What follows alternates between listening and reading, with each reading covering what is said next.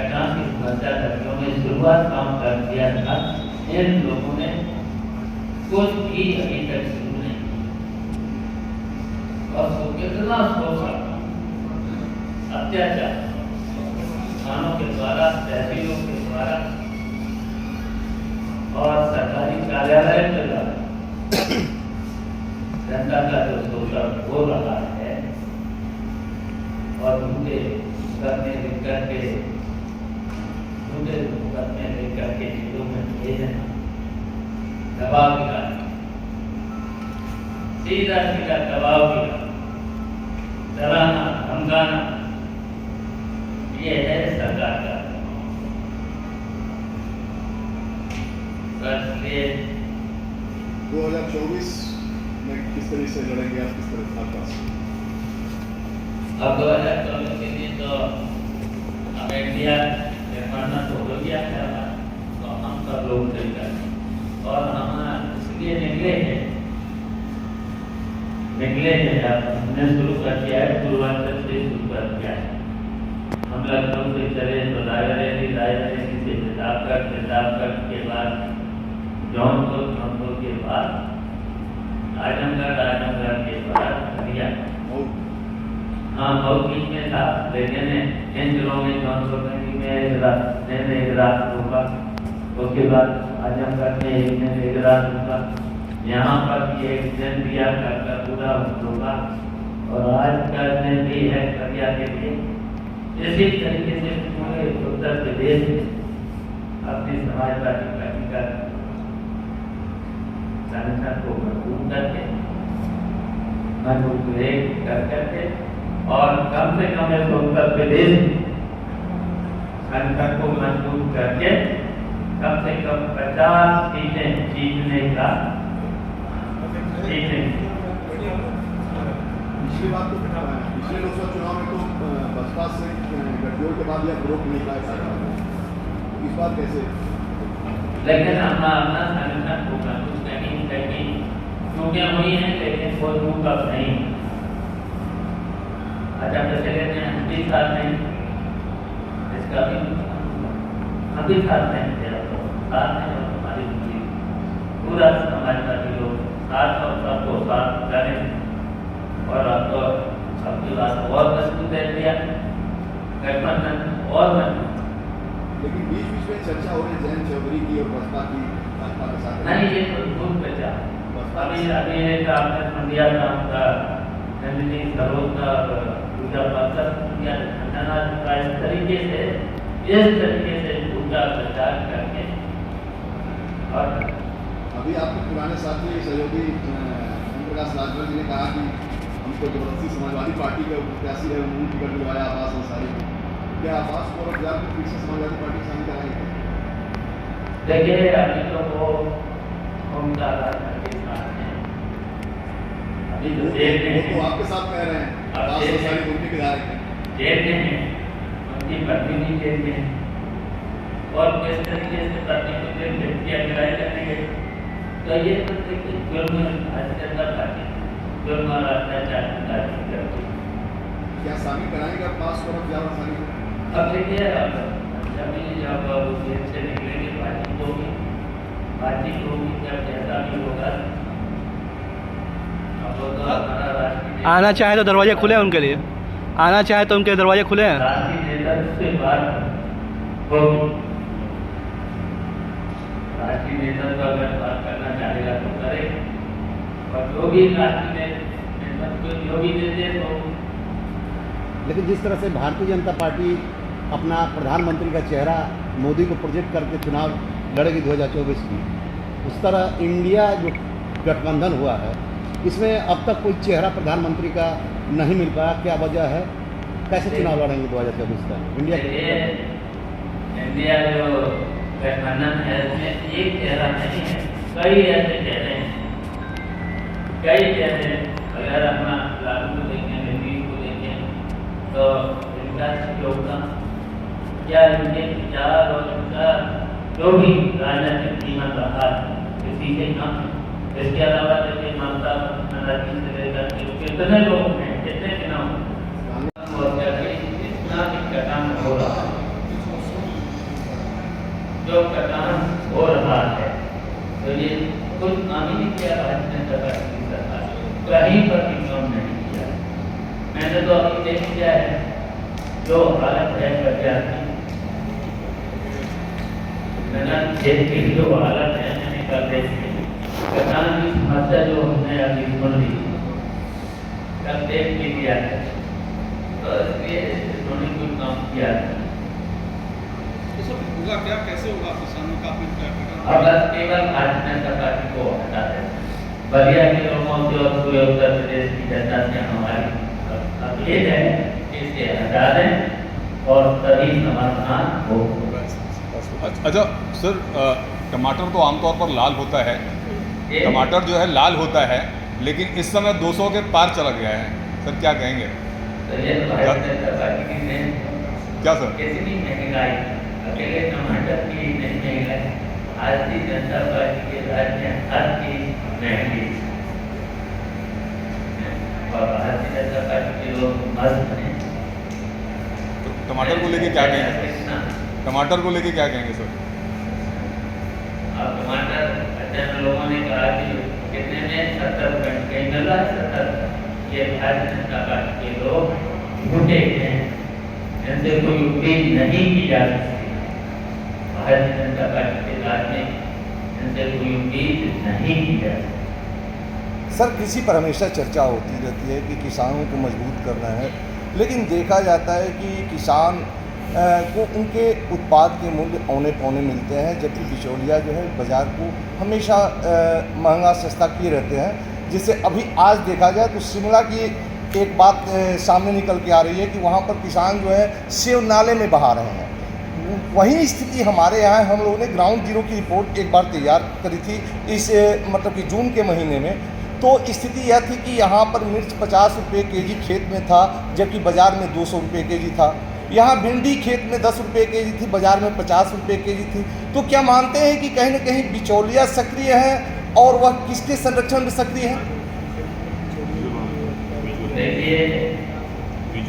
देखिए इन्होंने धान और गेहूँ की फसल में भी और देखिए हमारे पास सरकार ने मंडी थी, मंडी में मैंने देखिए आलू का क्या एक्सपोर्ट करा दिया, जब तक हमारी सरकार रही तब तक सस्ता नहीं हुआ, न तो आलू सस्ता हुआ था।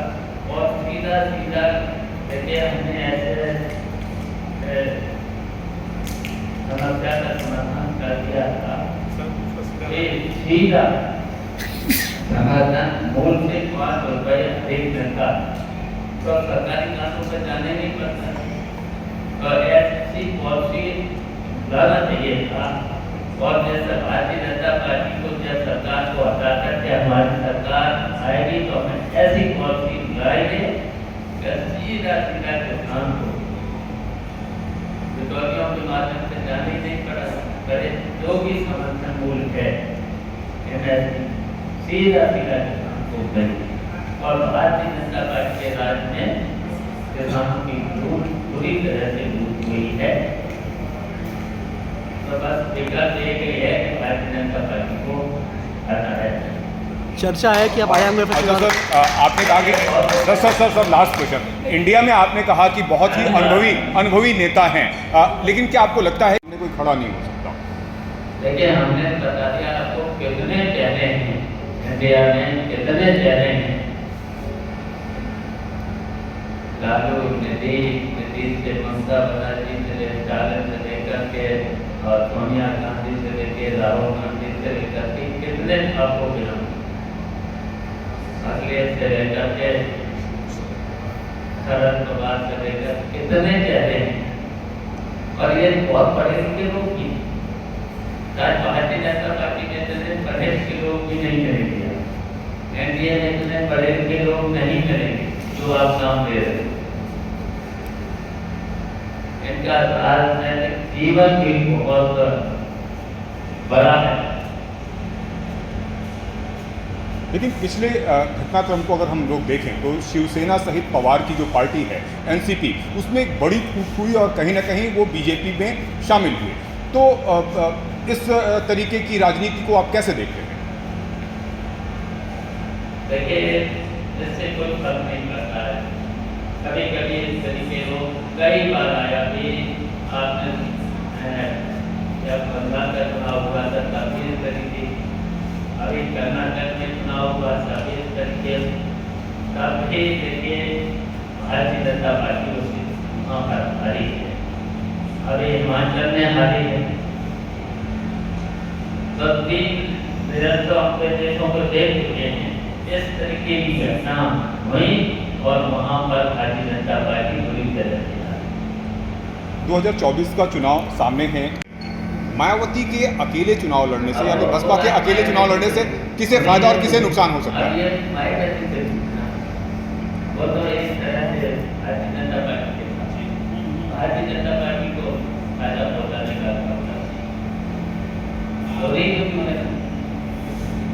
अंत में सर लास्ट में एक सवाल, मोदी जो है इस समय पसमानदा मुसलमानों को लेकर काफ़ी जो है उनकी राजनीति आगे बढ़ रही है। देखिए मुसलमान कोई बहकावे में नहीं आएगा, कहीं बहकावे में नहीं आएगा।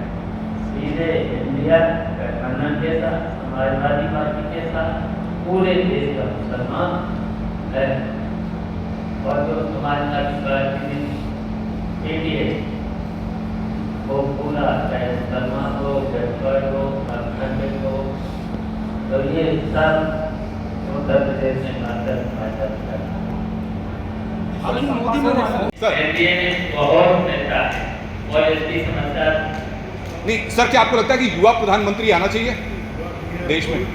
सभी हैं, युवा भी हैं, अनुभव।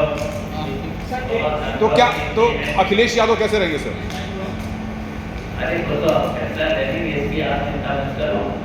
ये एनडीए में बहुत बड़े बड़े लीडर हैं, बहुत अनुभवी हैं, बहुत काबिल भी हैं, तो सब निर्णय हो जाएगा, इसकी चिंता आप मत करें। जिस तरह सपा में नगर पंचायत में करवाहट रही बलिया में, क्या 2024 में उसी करवाहट से रहेगी और सपा क्या? मैंने पूरी इसकी चिंता मत करो। मैंने जैसे कि मैं आया सब एक करके चुनाव 2024 का चुनाव करेंगे। सर प्रधानमंत्री दोबारा अगर बनारस का चुनाव लड़ते हैं तो क्या समाजवादी पार्टी उनके खिलाफ प्रत्याशी उतारेगी या गठबंधन उतारेगी प्रत्याशी? इंडिया गठबंधन प्रत्याशी उतारेगी। आपकी आजमगढ़ में चुनाव लड़ने की चर्चाएं चल रही हैं। जो भी हमारी राष्ट्रीय पार्टी का आदेश होगा मुझे स्वीकार। धन्यवाद। Thank you sir. मैं आपसे जानना चाहूँगा कि देश सहित उत्तर प्रदेश में मुसलमानों की क्या स्थिति है? देखिए मुसलमान उत्तर प्रदेश में समाजवादी पार्टी के साथ पूरी तरह से है और हम जानते हैं कि उत्तर प्रदेश में मुसलमानों के साथ साथ अत्याचार तो हुआ ही है मुसलमानों मुसलमानों के साथ साथ सभी वर्गों के लोगों का अत्याचार हुआ है, चाहे व्यापारी हो और चाहे किसान हो और चाहे मुसलमान, और मुसलमानों के साथ साथ नौजवान भी परेशान है। और जितने भी इन्होंने वादे किए थे आज तक एक भी वादा भारतीय जनता पार्टी ने पूरा नहीं किया। अगर इन्होंने नारे बहुत किए, एक भी नारा अभी तक पूरा नहीं हुआ। पहले तो उन्होंने कहा था कि अच्छे दिन आएंगे, 15 लाख रुपए हर जगह को दे देंगे, सरकार 2 करोड़ लोगों को नौकरी दे देंगे। और अब नारा दे दिया 9 साल के बाद हम पूछना चाहते हैं कि एक ही काम भारतीय जनता पार्टी का बता दो जो देश हित में हुआ हो और समाज हित में हुआ हो, और एक ही इन्होंने अभी तक नारा पूरा किया। क्या लगता है कि स्वामी प्रसाद मौर्य सपा के लिए ताकत होंगे या फिर बेनिफिटेबल 2024 में? स्वामी प्रसाद मौर्य क्या जिस तरह से वो स्वामी प्रसाद मौर्य जिस तरह से बसपा से सपा में एंट्री की, उस समय भी उनका छोटा करने में उनकी अहम भूमिका रही। आज भी जो बयान आ रहे हैं तो क्या सपा के लिए कारगर होगा या घाटेमंद होगा? देखिए जो उनके व्यक्तिगत उन्होंने जो भी अपनी बात कही, जो भी कहा है तो उनका निजी ज्ञान हो सकता है, लेकिन हमें जैसे धार्मिक और इनका नहीं जाना चाहते हैं। हम केवल समाजवादी पार्टी के गठबंधन को मजबूत करके भारतीय जनता पार्टी को उत्तर प्रदेश से हटाने का काम करें। तो इस तरह से वो बयान दे रहे हैं आप। लेकिन स्वामी प्रसाद मौर्य अगर कोई बयान देते हैं तो निश्चित रूप से आपके अनुसार वो निजी बयान है, लेकिन उसका फायदा और नुकसान तो पार्टी को उठाना पड़ता है ना। देखिए, हम लोग जनता के बीच अपनी बात को रख रहे हैं, लेकिन जो आने के जो भी प्रयास हैं उसका नहीं जाना चाहते हैं। केवल हम भारतीय जनता पार्टी को हराने का काम करेंगे। कह सकते हैं कि 2024 में भाजपा जो है राम मंदिर मुद्दे को एक बड़ा स्वरूप देने जा रही है और 24 जनवरी को मूर्ति स्थापना भी होगी। तो अभी जैसे आप पूर्वांचल के दौरे पर हैं तो क्या अयोध्या जाएंगे, रामलला का भी दर्शन करेंगे? पहले पूरा तो करना है मंदिर, जब मंदिर पूरा हो जाएगा जरूर करेंगे, जरूर दर्शन करेंगे। अब हम का नहीं, ये तो देखिए कोर्ट ने आदेश दिया और कोर्ट के आदेश को हमने माना है, पूरे देश की जनता ने माना है। पहले पूरा तो कर ले, पहले पूरा हो जाए तो सब पूछना ही सवाल। सर 2024 में भी क्या धार्मिक उन्माद ही रहेगा विषय चुनाव का या विकास मुद्दा होगा? जैसे कि स्वामी प्रसाद मौर्य ने बौद्ध मंदिर से शिव मंदिर को जोड़ा है, तो क्या 2024 में भी कहीं ना कहीं धर्म ही सामने होगा? देखिए, हमें धार्मिक मामलों में नहीं बनना, हम विकास पे जाना चाहते हैं, विकास पे जाना चाहते हैं। और जो जो देखिए विकास के साथ साथ जो समस्याएं हैं उत्तर प्रदेश में, जो समस्याएं हैं उन पर जाना चाहते हैं, बेरोजगारी पे जाना चाहते हैं, महंगाई पे अभी तक रोक नहीं लगी है उस पर जाना चाहते हैं, भ्रष्टाचार पे जाना चाहते हैं। और किसान की जो हालत है, व्यापारियों की जो हालत है, इनकी गलत नीतियों के कारण और गलत निर्णय के कारण जो दशा हुई है, उन पर हम जाकर के इस भारतीय जनता पार्टी को उत्तर प्रदेश से हटाने का। अच्छा, मायावती ने